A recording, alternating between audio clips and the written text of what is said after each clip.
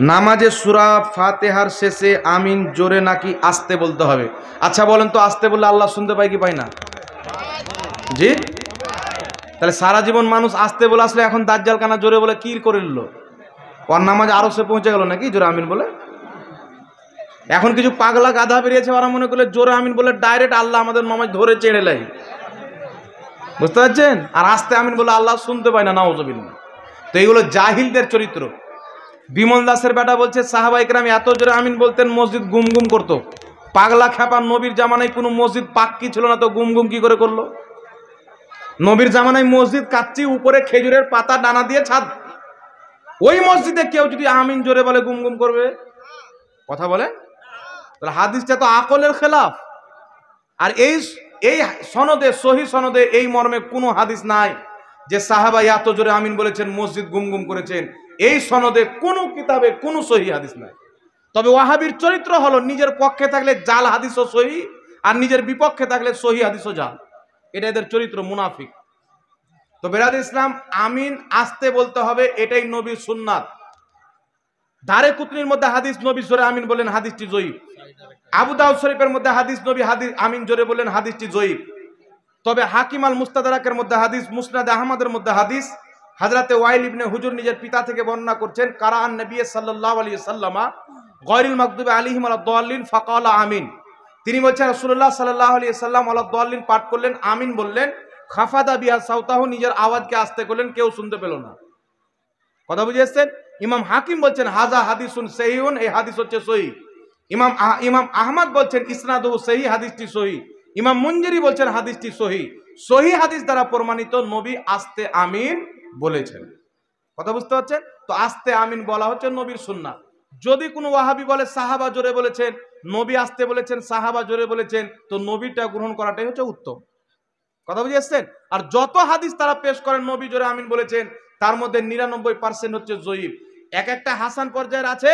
তো ইমাম বদরুদ্দিন আইনি বুখারী শরীফের সারা উমদাতুল কারীর মধ্যে লিখেছেন, নবী যেখানে জোরে আমিন বলেছেন সাহাবাকে শিক্ষা দেওয়ার জন্য যে ওয়ালাদ দল্লিনের পরে আমিন বলতে হয়, যখন সাহাবা শিখে গেছেন, নবী সারা জীবন আস্তে আমিন বলেছেন, তাই আস্তে আমিন বলাটাই নবীর সুন্নাহ। কথা বুঝে এসে গেছেনি বাবা? যা, এদিকেও তো আছে মনে হচ্ছে প্রশ্ন নাকি? আসসালামু আলাইকুম। ওয়ালাইকুম আসসালাম ওয়া রাহমাতুল্লাহ। হুজুর, আমার ইয়া নবী সালামু আলাইকা বলি, তাই মুনাফিকরা বলে ইয়া নবী মানে অপমান করা নাকি? অপমান করা। ইয়া নবী মানে কি? এই নবী। আমি বললাম না যে ওয়াহাবির ব্রেনে আকল নাই, গোবর আর পায়খানা ভরা আছে। ওই ইবলিসের পায়খানা, মানুষের নয়। এদের ব্রেন আল্লাহু আকবার কবিরা। এরা আমার মনে হয় না এরা মানুষ, গু খেয়ে মানুষ হয়েছে না খাবার খেয়ে মানুষ হয়েছে, আল্লাহ জানে। বলছে ইয়া নবী বললে নবীকে অপমান করা হলো। এই নবী পৃথিবীর কোন কিতাবে দেখিয়ে দাও যে ইয়া নবীর অর্থ এই নবী, বাংলাতে দেখাও। তোমাদের বাপের কিতাব বাদ দিয়ে, কারণ তারা তো মুনাফিক। ইয়া নবী মানে কি জানেন? বিশ্ববিখ্যাত কিতাব শারহে জামি, যেই কিতাব না পড়লে লা মাযহাবী ও মৌলভী হবে না।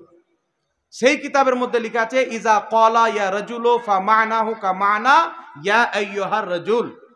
যেই ব্যক্তি ইয়া রাজুল বলল, ইয়া আইয়ুহার রাজুল আর ইয়া রাজুল দুটোর অর্থ হচ্ছে এক। কুরআন পাকে আছে ইয়া আইয়ুহান নবী, একে বেশির পরিমাণে ব্যবহার করার কারণে ডাইরেক্ট ইয়া নবী বলা মানে ইয়া আইয়ুহান নবী বলা, দুটোর অর্থ এক। ইয়া আইয়ুহান নবী এর অর্থ উর্দুতে হলো এই নবী, আর বাংলাতে হলো হে নবী। ইয়া নবী এর উর্দু হলো এই নবী, আর বাংলা হলো হে নবী। কথা বুঝছেন?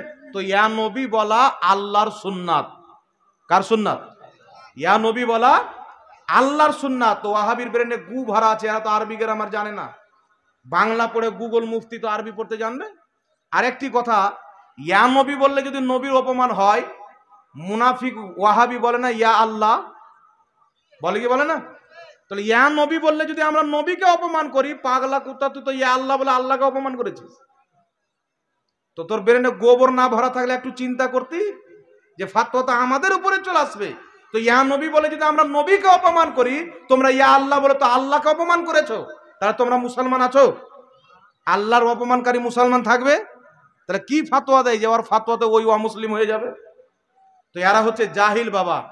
ইয়া শব্দ এলানুন নূহ কিতাবের মধ্যে লেখা আছে, দূর থেকে ওই ইয়া বলা যায়, নিকটে থাকলেও ইয়া বলা যায়।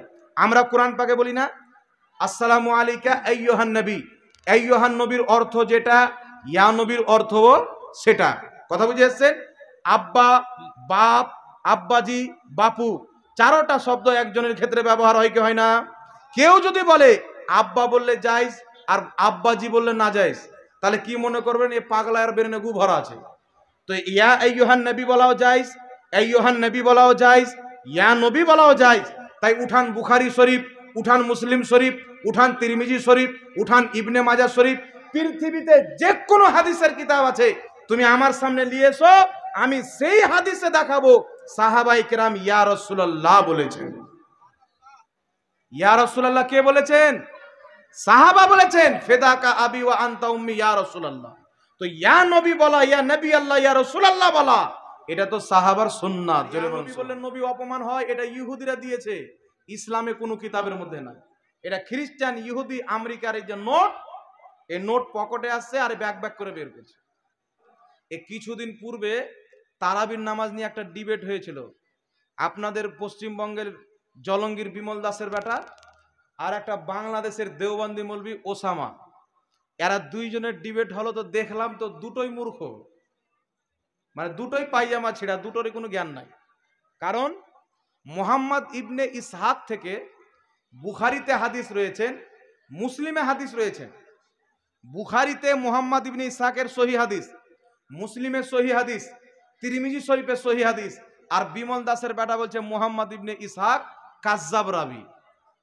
নাউজুবিল্লাহ বলবেন না? বুখারী মুসলিমের সত্যবাদী রাবিকে মুনাজেরাতে জিতার জন্য বলছে কাজ্জাব রাবি। চিন্তা করে। উসামা একটি হাদিস পেশ করলো, বাংলাদেশের মাওলানা উসামা দেওবন্দি মৌলবি। হাদিসটি হচ্ছে আল আহাদিসুল মুখতারা কিতাবের মধ্যে হাদিসটি উল্লেখ করেছেন যে উমর ফারুকের জামানায় 20 রাকাত তারাবির হুকুম হয়েছিল। হাদিসের নিচে লেখা আছে ইসনাদুহু হাসান, হাদিসের সনদ হলো হাসান। মানে যিনি হাদিস লিখেছেন উনি বলছে হাসান, আর বিমল দাসের বেটা বলছে হাদিসটি জয়ীফ। চিন্তা করছেন, মানে মুহাদ্দিসিনের চাইতে আর জ্ঞান বেশি বেড়ে গেছে। তো এই জন্য এরা মোবাইলে বসতে চায়, ডাইরেক্ট বসতে চায় না। যে মোবাইলে ক্যামেরাতে বসলে চুরি করার সম্ভাবনা আছে, ডাইরেক্ট বসলে চুরি করা যাবে। কথা বুঝে ঠিক আছে? তো এরা এমন বড় চোর যে বুখারীর রাবিকে বলছে জাল রাবি, মিথ্যুক রাবি, কাজ্জাব রাবি। তাহলে এদের উপরে আর কি আপনি ভরসা করতে পারেন? তো এরা এমন জাত, নিজের চাকরি বাঁচার জন্য নিজের ভাইকে বলবে এটাই আমার বাপ। এইরকম ব্রেনে এদের গোবর ভরা আছে। বুখারীর রাবিকে, মুসলিমের রাবিকে বলছে কাজ্জাব রাবি। আল্লাহ হেদায়েত দান করুক, বলেন আল্লাহুম্মা। আর এর ভক্তরা কি মনে করছে আমাদের হুজুর সবকে ঝুঠা প্রমাণ করে দিয়েছে, হুজুর জিতে নিয়েছে। কিন্তু বেটা জানে না যে ওর হুজুর বুখারী মুসলিমের একটা সত্যবাদী রাবিকে কাজ্জাব বলে নিজের ঈমান হারিয়েছে, ওর ভক্তর ঈমান হুরর হয়ে গেছে। এ জানে না যে কোন প্রকারে ঈমান লুটে চলে গেল। তাই বেরাদর ইসলাম, খবরদার। আহলে সুন্নাত ওয়াল জামাত হচ্ছে জান্নাতি পথ, সুন্নি জামাত। নবীর জামানা থেকে আছে, এখন পর্যন্ত আছে, কিয়ামত পর্যন্ত থাকবে। ইয়াজিদি 20,000 লস্কর মিটাইতে পারেনি যখন 72 হুসাইনি ছিল, এখন তো কোটি কোটি আছে। শয়তান জ্বালাবে, শয়তান ফুলাবে, শয়তান মরিদ ঘষার চেষ্টা করবে, কিন্তু শয়তান হালাকান করতে পারে, জান থেকে মারতে পারে না। তবে আহলে সুন্নাত ওয়াল জামাত ছিল, আছে, কিয়ামত পর্যন্ত ইনশাআল্লাহ থাকবে। জোরে বলুন সুবহানাল্লাহ। ফরজ নামাজের পরে দোয়া ও হাত তুলে প্রার্থনার প্রমাণ। বর্তমানে কিছু গাঁজাখোর মৌলবি বেরিয়েছে, ইবলিসের কাজ করছে। একজন ব্যক্তি দেখছে ইবলিস সিংহাসনে বসে ঘুমাচ্ছে, বলছে এই ইবলিস জেগে যা, জেগে যা। কি হলো? ওই তোর কাজ তো মানুষকে গুমরা করা, তুই শুয়ে আছিস তো মানুষকে গুমরা কে করবে? তো বলছে যে আমি এখন আরাম করছি, ওয়াহাবি মৌলবিদেরকে আমি ছেড়ে দিয়েছি। তো এরা দুয়ার পিছে লেগেছে, ইসালের স্বভাবের পিছে লেগেছে, কত কিছুর পিছে লেগেছে। এরা মনে করে খালি নামাজ পড়ে নাও তুমি মুসলমান হয়ে গেলে, বাকি সব তালাক। ইবলিসও মনে করতো খালি নামাজ পড়ো বাস মুসলমান। আদমের সামনে ঝুঁকার প্রয়োজন নাই। আল্লাহ বলছে ভাগ এখান থেকে কাফির। তুই আদমের সম্মান করলি না, তোর 6 কোটি বছরের নামাজ আমি আল্লাহ বেকার করে দিলাম। বুঝতে পারলেন কিনা? তো ইবলিসের যে চরিত্র এদের মধ্যে পাওয়া যায়। আল্লাহ হেদায়েত দান করুক। এই কিতাবটির হাদিয়া হচ্ছে 50 টাকা। আপনারা যারা ইচ্ছুক, নামাজের পর, জানাজার পর কোথায় কোথায় হাত তুলে দোয়া করা যাবে, সম্মিলিত দোয়া, সমস্ত হাদিস। এই কিতাব 2-4 পাতা পড়লে বুঝতে পারবেন না, এই কিতাব কমপ্লিট বুঝতে হবে। কথা বলছেন? দেখবেন এখন ফরজ নামাজের পরে ইমাম দোয়া করে, কিছু পাগলা কুত্তা পালিয়ে যায়, মানুষরূপী শয়তান লেংটি মেরে পালিয়ে যায়, দোয়া করবে না, কারণ দোয়া করলে জাহান্নামে চলে যাবে এই ধারণা রাখে। কিন্তু আমার আপনার নবী এবং হযরতে আনাস যাচ্ছেন একটি মসজিদের দিকে, তারা সবাই মিলে হাত তুলে দোয়া করছেন। নবী দাঁড়িয়ে গেলেন, আনাস তুমি দেখতে পাচ্ছ আমি যা দেখছি? ইয়া রাসূলুল্লাহ কি বলছে? আমি এদের হাতে নূর দেখতে পাচ্ছি। তো রাসূল পাক সাল্লাল্লাহু আলাইহি সাল্লামকে হযরত আনাস বলছেন, হুজুর আপনি দোয়া করলেন যেন আমিও সেই নূর দেখতে পাই। রাসূল দোয়া করলেন, হযরত আনাসও নূর দেখতে পেলেন। আমার নবী এবং আনাস তাদের দোয়াতে শামিল হয়ে গেলেন। তো কোথাও যদি কেউ দোয়া করে, ফরজ নামাজের পর হোক এমনিতে হোক, দোয়াতে শামিল হওয়া নবীর সুন্নাত। দোয়াকে ঘৃণা করে পালিয়ে যাওয়া হচ্ছে বিদাতির পরিচয়। যারা ফরজ নামাজের পর দোয়া করা বিদাত মনে পালিয়ে যায়, এরাই হচ্ছে অরিজিনাল বিদাতি, জাহান্নামের কুকুর। এদেরকে চিনে রাখতে হবে। কথা বুঝেছেন? এই বইটা আপনি শুরু থেকে শেষ অবধি পড়বেন, কমসে কম 3 বার পড়বেন। মগজের যত ন্যাংড়া ক্যাচড়া ভরা আছে ইনশাল্লাহ সব বেরিয়ে যাবে। এই বইটার হাদিয়া 50 টাকা। যারা ইচ্ছুক আপনাদের সামনে যাচ্ছে, আপনারা নিয়ে নেবেন। সালমান নিয়ে একটু ঘুরে নেন, 50 টাকা দিয়ে বইটা আপনারা নিয়ে নেবেন। আসসালামু আলাইকুম, মসজিদের সেক্রেটারি বেনামাজি ও সুদখোরকে রাখা যাবে কিনা? এই প্রশ্ন যেখানে যায় ওখানেই করা হয় কেন বাবা? এরা মনে হয় মসজিদের কমিটির কাছ থেকে আমাকে মার খিলাবে। হ্যাঁ, দেখেন মসজিদের কমিটি শরীয়ত